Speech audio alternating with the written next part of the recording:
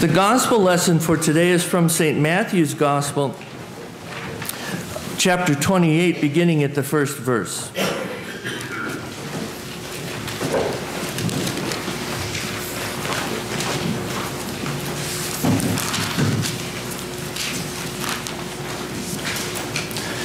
After the Sabbath, as the first day of the week was dawning, Mary Magdalene and the other Mary went to see the tomb. And suddenly there was a great earthquake, for an angel of the Lord descending from heaven came and rolled back the stone and sat on it. His appearance was like lightning, and his clothing white as snow. For fear of him the guards shook and became like dead men. But the angel said to the women, "Do not be afraid. I know that you are looking for Jesus who was crucified. He is not here, for he has been raised, as he said. Come, see the place where he lay. Then go quickly and tell his disciples he has been raised from the dead. And indeed, he is going ahead of you to Galilee. There you will see him. This is my message for you." So they left the tomb quickly, and with fear and great joy they ran to tell his disciples.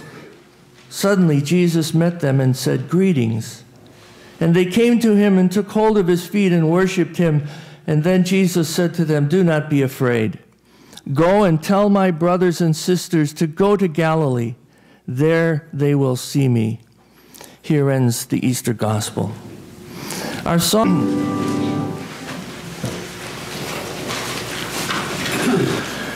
There was a Quaker family a long time ago living in Pennsylvania.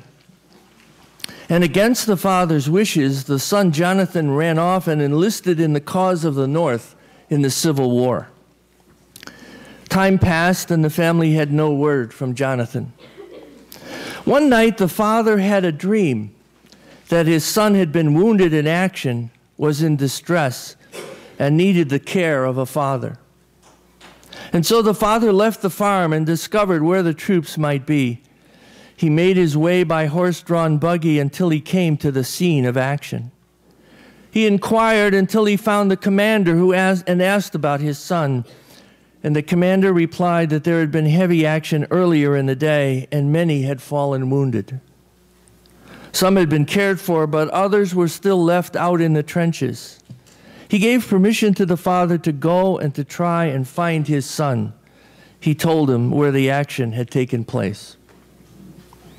It was now about dark, so the father lit a lantern and light fell across wounded young men, some calling for help, many too seriously wounded to cry for assistance. The task seemed impossible.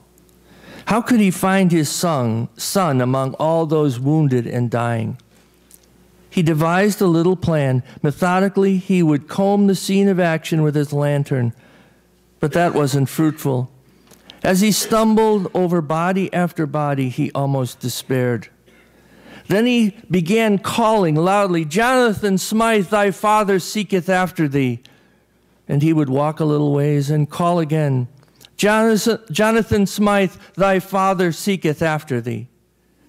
A groan could be heard here and there. "I wish that were my father," some said. He kept diligently at his search. And then he heard a very faint, barely audible reply, "Father, over here." And as he got near his son said, "I knew you would come."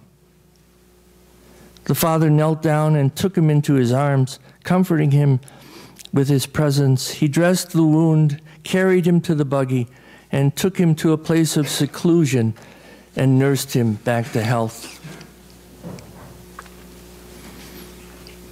I knew you would come.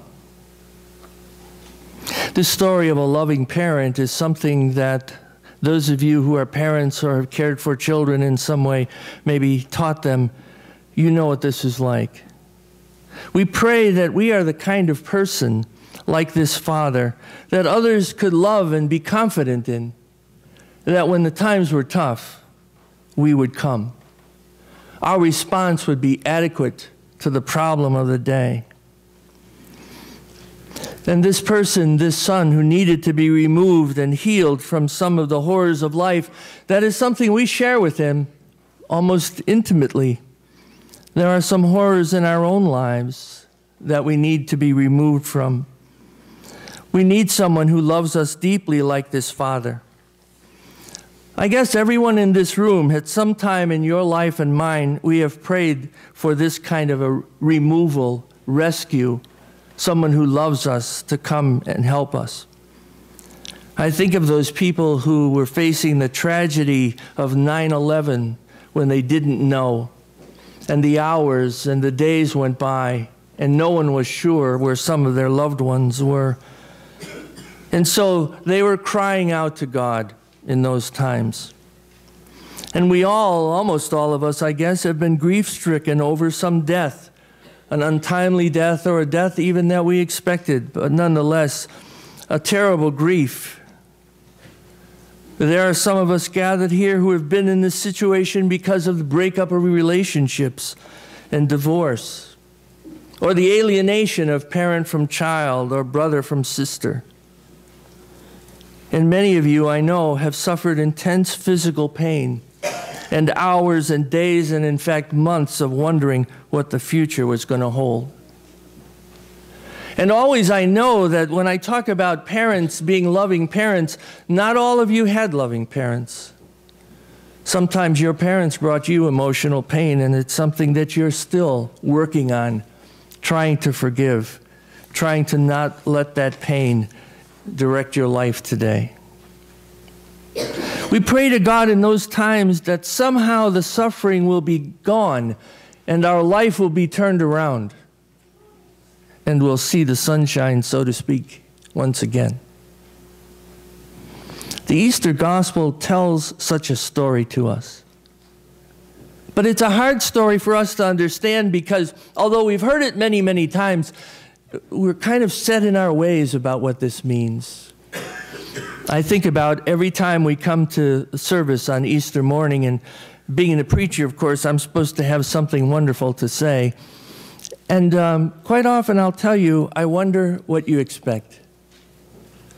I wonder when you came here this morning, what were you hoping for? Did you have any ideas in your mind? Was there something that you were especially hoping God would be able to say to you through the singing or the praying or the meeting other people or even the preaching?